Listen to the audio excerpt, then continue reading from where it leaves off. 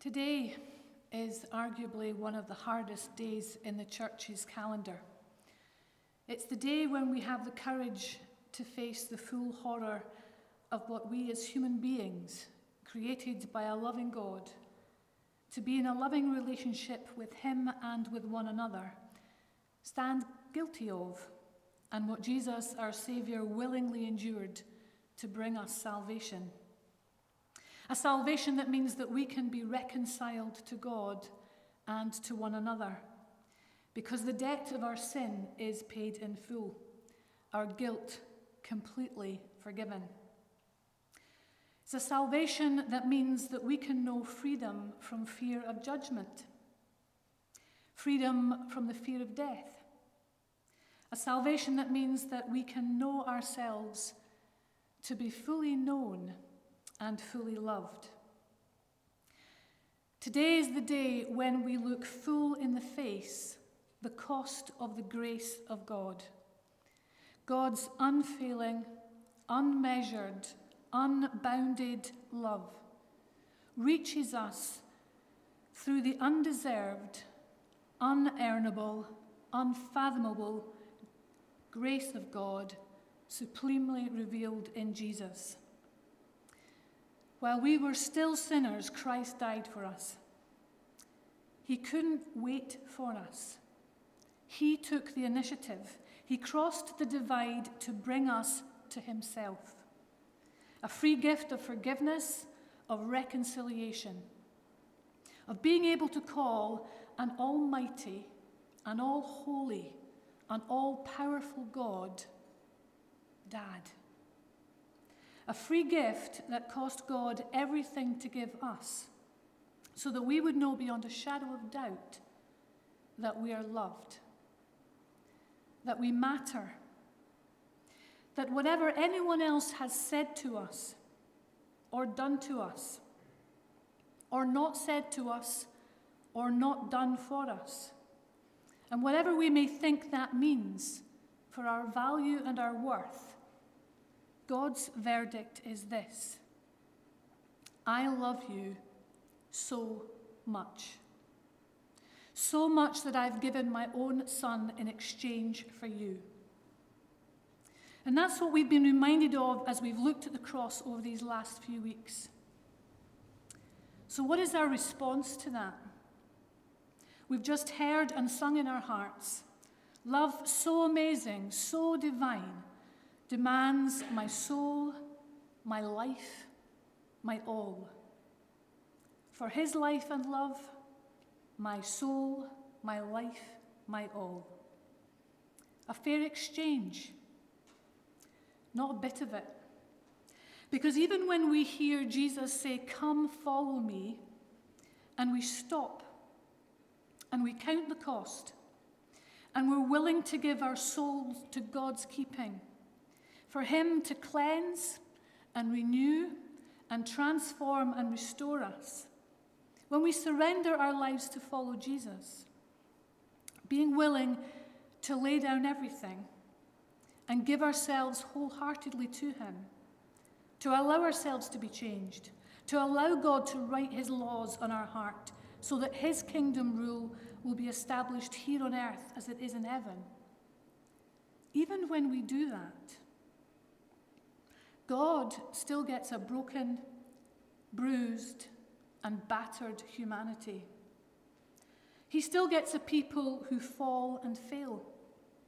He still gets a bunch of disciples and friends who still don't really get it and who still so often let Him down.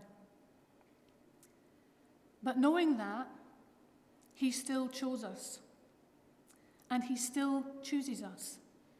A broken, bruised, and battered humanity. And thank God that He does. This year has been hard.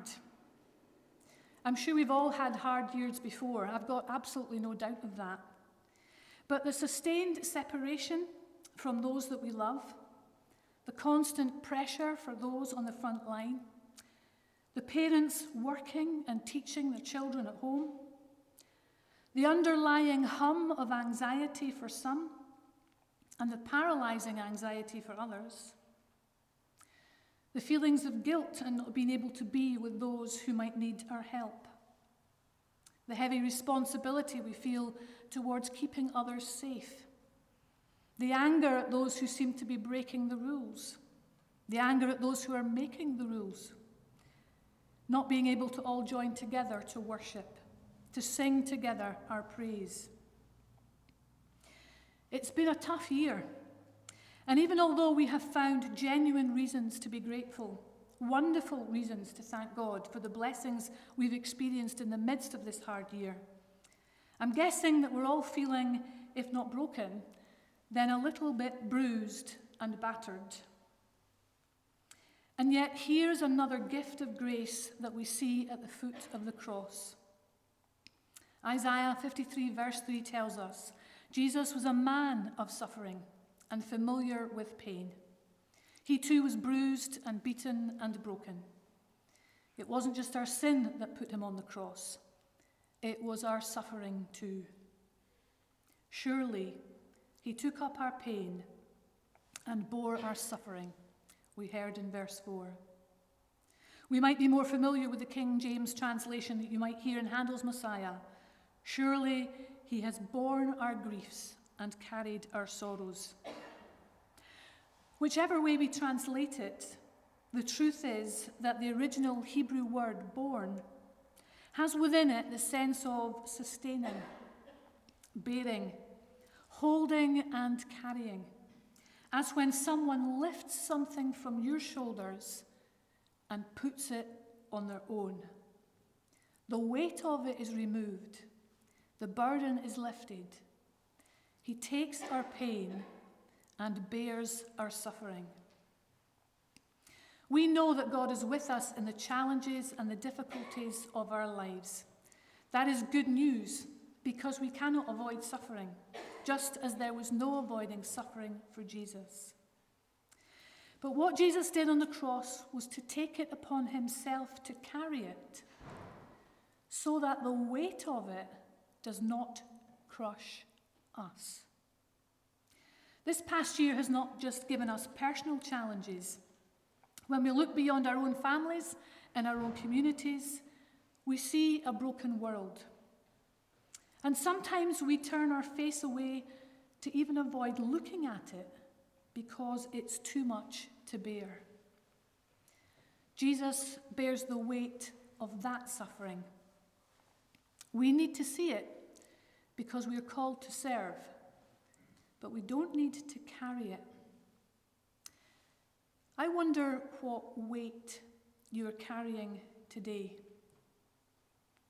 What weight you might have been carrying for this last year, or even for a very long time. This is Good Friday.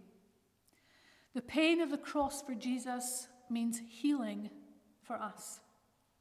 By his wounds we are healed, Isaiah 53:5 tells us. When we bring our pain and our burdens, the weight of worry, and we put them at the foot of the cross, we honor Jesus. We recognize what he has done. And we, unlike the first disciples, know that when we leave the cross, there is good news to come. No matter how long it takes or what it looks like, whether it takes 3 days or 3 weeks or 3 months or 3 years, Jesus doesn't just take our sin and our sorrow, he transforms them if we let him. And he gives us his peace so that in gratitude for all that he has done for us, we can share the good news of Christ's love with others. As we remember Christ's death this evening, and we see how he was crucified, to bear not only our sin, but our pain and suffering. This is a moment to bring to him those things that burden us and that weigh us down, that cause us sorrow and pain, and to leave them at the foot of the cross. And it's a time to then wait expectantly for his peace to descend.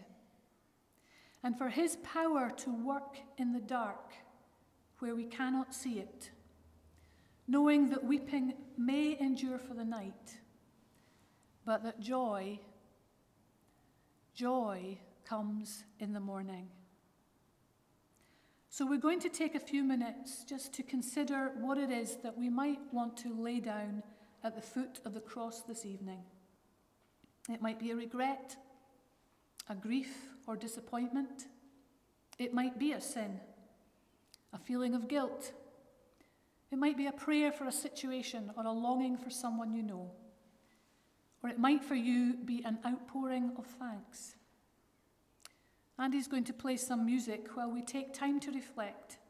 And if you would like to write it down on our piece of paper that you were given when we came in. And we'll pin it to the cross as we leave.